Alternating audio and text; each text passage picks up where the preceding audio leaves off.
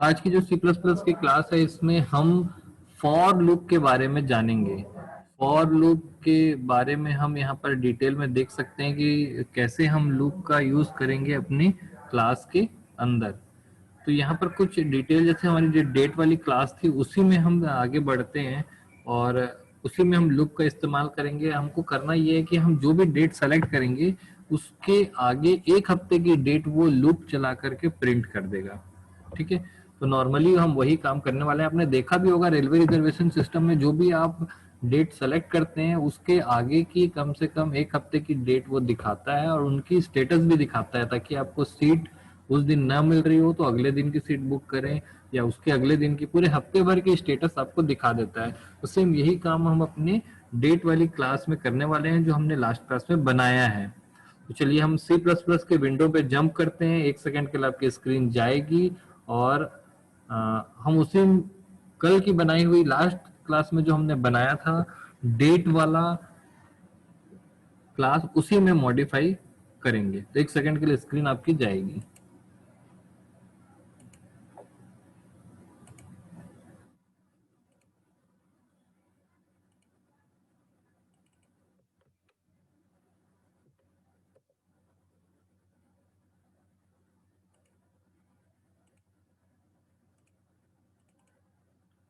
आप यहाँ पर देख पा रहे हैं कि आपके स्क्रीन पर टर्बो C++ का जो विंडो ओपन है, और लास्ट क्लास में हमने यहाँ पर एक फाइल बनाई थी जिसका नाम हमने दिया था dt.cpp, जिसमें हम डेट को इम्प्लीमेंट किया था। हमने एक यूजर डिफाइंड डेटा टाइप बनाया था, एक क्लास बनाई थी डेट इंट ddmmyy, एक कंस्ट्रक्टर बनाया था गेट डेट बनाया था जिससे हम डेट इनपुट ले रहे थे mmddyy, और आउटपुट के लिए शो बनाया था। और हमने स्विच केस का यूज किया था इसमें शो मंथ करने के लिए। ये हमारी कल की क्लास थी। अब हम इसमें एक नई चीज और ऐड करने वाले हैं। यहाँ पर हम एक लूप लगाएंगे और उस लूप लगाने के लिए पहले मैं एक फंक्शन बनाऊंगा void शो नेक्स्ट 7 डेट।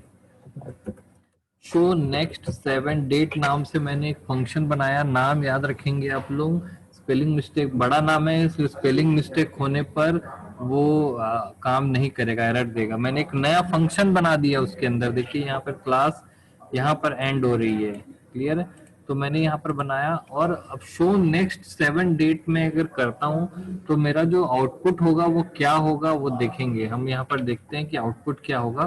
तो पहले जो हमारी जो डेट है ये जो है यहाँ पर हम लिखेंगे इंट आई, और फॉर आई इक्वल टू हम 1 से स्टार्ट कर देते हैं और I less than equal to 7। Loop हम 7 बार हमें चलाना है लूप, इसलिए मैं 1 to 7 चालू कर दिया लूप। ये 1 से लेकर के 7 तक लूप चलेगा। तो फर्स्ट टाइम जब लूप चलेगा तो मैं यहाँ पर कुछ नहीं करूंगा, सीधा शो लिख दूंगा। देखिए जैसे ही शो लिखूंगा तो क्या करेगा वो, ये वाला शो को प्रिंट कर देगा। एक डेट प्रिंट हो जाएगी हमारी। ये जो शो करने से एक डेट जो भी हमने दी है, मान लीजिए 1 नवंबर दी है हमने, तो 1 नवंबर 2020 जो है वो प्रिंट हो जाएगा। ठीक है, अब यहाँ पर हम साथ साथ ऑपरेटर ओवरलोडिंग भी कर लेते हैं। चलिए यहाँ पर हम एक और इम्प्लीमेंट कर लेते हैं ऑपरेटर ओवरलोडिंग। बहुत ही अच्छी चीज है जो हम कई सारी चीजें एक साथ कर रहे हैं। ऑपरेटर ओवरलोडिंग करने के लिए मैं यहाँ पर वॉइड लेता हूँ ऑपरेटर, और प्लस प्लस मैं इंक्रीमेंट ऑपरेटर को ओवरलोड कर रहा हूँ ताकि डेट को मैं प्लस कर सकूं। क्लियर है। तो मैंने यहाँ पर इंक्रीमेंट ऑपरेटर लिया और यहाँ पर मैं क्या कर रहा हूँ, कुछ भी नहीं कर रहा हूँ। जब भी ये ऑपरेटर को कॉल किया जाएगा या तो वो डी को जो है प्लस प्लस कर देगा, डेट को प्लस प्लस कर देगा। तो मैं यहाँ पर ऑपरेटर ओवरलोडिंग का भी यूज कर सकता हूँ, और साथ ही साथ पहली बार जब मैं शो किया तो यहाँ पर मैं लिख सकता हूँ D plus plus, sorry D D है, डी डी प्लस प्लस, और उसके बाद फिर से नेक्स्ट टाइम ये शो करेगा। तो देखिए आप यहाँ पर मैंने इसका कोड लिखा है। ये जो फंक्शन मैंने लिखा show next 7 date, show next 7 date, इसमें इंट आई लिया क्योंकि मुझे लूप चलाना था। लूप 7 बार चलाया और यहाँ पर पहले शो किया, फिर डीडी को इंक्रीमेंट कर दिया, फिर जब दूसरी बार आएगा तो अगली डेट आएगी, 2 तारीख आ जाएगा, 2 नवंबर, फिर ये इंक्रीमेंट कर देगा, फिर 3 नवंबर, फिर 4 नवंबर, ऐसे 7 बार चलेगा। क्लियर है? तो ये फंक्शन जो बनाया है इसमें मैंने लूप का यूज किया है, और ये रेलवे रिजर्वेशन के जैसा हम यहाँ पर यूज कर सकते हैं। तो देखिए मैं यहाँ पर D1 और D2 दोनों को लिया हूँ, और D3 हम अभी फिलहाल हटा देते हैं, बड़ा कोड हो जाएगा, आउटपुट काफी बड़ा आएगा। तो यहाँ पर हम D1 और D2 दो लेते हैं, 2 डेट हमने इनपुट लिया, 2 डेट को प्रिंट किया। प्रिंट करने के बाद मैं यहाँ पर एक मार्क कर देता हूँ ताकि आपको पता चले कि यहाँ से हमको आउटपुट देखना है। तो मैं यहाँ पर एक मार्किंग कर दिया हूँ। अब देखिए मैं यहाँ पर लिख रहा हूँ शो मंथ, हमको शो मंथ नहीं करना है। मैं यहाँ पर क्या करूंगा, D1 dot show next 7 date.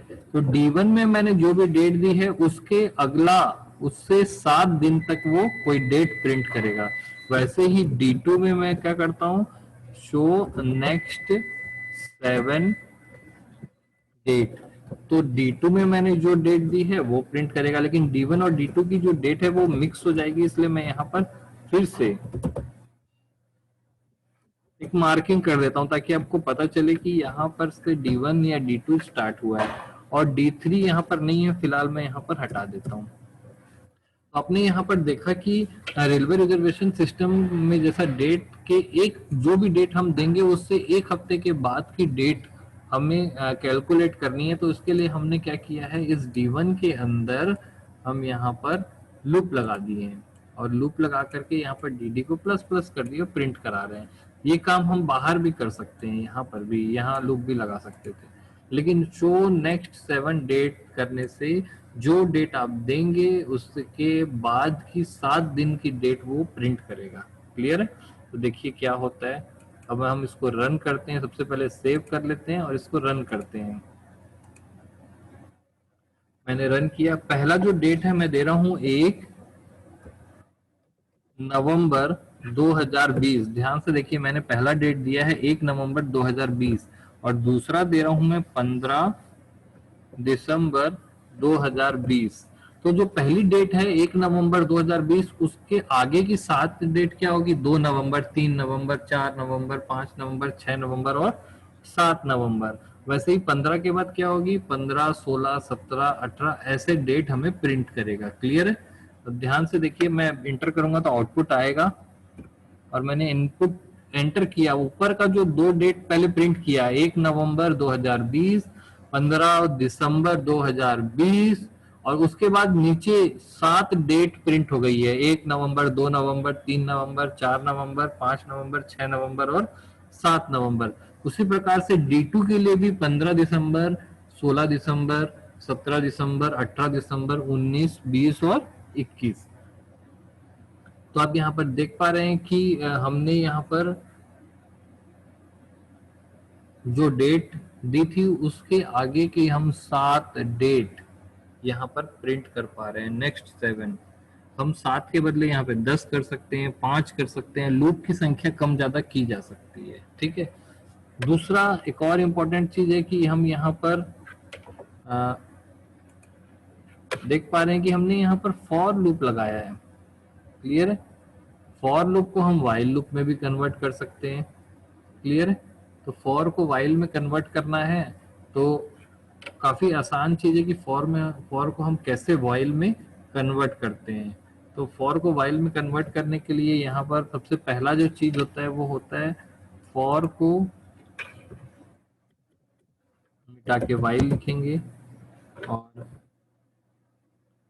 ये i=1 यहाँ लिख देते हैं ऊपर,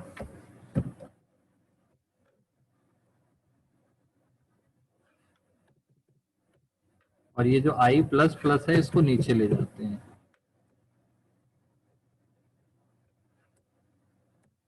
देखिए यही काम हम वाइल लूप से कर रहे हैं। तो मैंने फिर से यहाँ पर दिया 1 नवंबर 20, और हम यहाँ पर फिर से देख रहे हैं 15 दिसंबर 20। सेम काम हमने वाइल लूप से कर दिया। सेम काम हम डू वाइल से भी कर सकते हैं, और अगली क्लास में हम वाइल डू वाइल के ऊपर एक लंबा चौड़ा लेक्चर भी लेंगे, लूप के ऊपर ही। क्लियर है? लेकिन अभी फिलहाल मैं करके दिखा देता हूँ कि डू वाइल से करना है। तो यहाँ पर मुझे लिखना होगा, ये पूरा जो वाइल वाला हिस्सा है इसको मैं क्या करूंगा, कट कर दूंगा। शिफ्ट डिलीट किया और नीचे ले जाएंगे, यहाँ उठा के नीचे ले गए। वाइल में देखिए क्या किए, यहाँ पर डू लिख देते हैं और ऊपर वाला जो एंट्री था उसको एग्जिट कंट्रोल कर दिए, यहाँ पे डू लिख दिए और इसको एग्जिट कर दिए। क्लियर? तो अब देखिए कुछ भी नहीं किया, मैंने यहाँ पे डू लिखा और उसको एग्जिट कंट्रोल में ले गया, सेमीकोलन लगा दिया। रन करते हैं और मैंने डेट दिया 1/11/20 और दूसरी डेट दी मैंने 15/12/20। अब देख रहे हैं यहाँ पर एक ही प्रोग्राम को मैंने फॉर से भी बनाया, वाइल से भी बनाया और डू वाइल से भी बनाया। आपको बहुत इजी तरीके से मैं कल लूप के बारे में एक लेक्चर दूंगा, पूरा जो कल का लेक्चर रहेगा वो लूप के ऊपर रहेगा। कैसे एक फॉर लूप को तुरंत वाइल लूप में बदल दिया जाता है, कैसे वाइल लूप को तुरंत डू वाइल में बदला जाता है, इसका एक फॉर्मूला होता है, शॉर्टकट ट्रिक है। वो ट्रिक मैं आपको कल बताऊंगा, ताकि आप भी हर प्रोग्राम में फॉर को वाइल और वाइल को डू वाइल में आसानी से कन्वर्ट कर सकें। लेकिन मेरा जो बताने का उद्देश्य था कि देखिए हम अपनी क्लास के अंदर, क्योंकि ये यूजर डिफाइंड डेटा टाइप है, हम अपनी क्लास के अंदर किसी भी प्रकार का स्ट्रक्चर तैयार कर सकते हैं।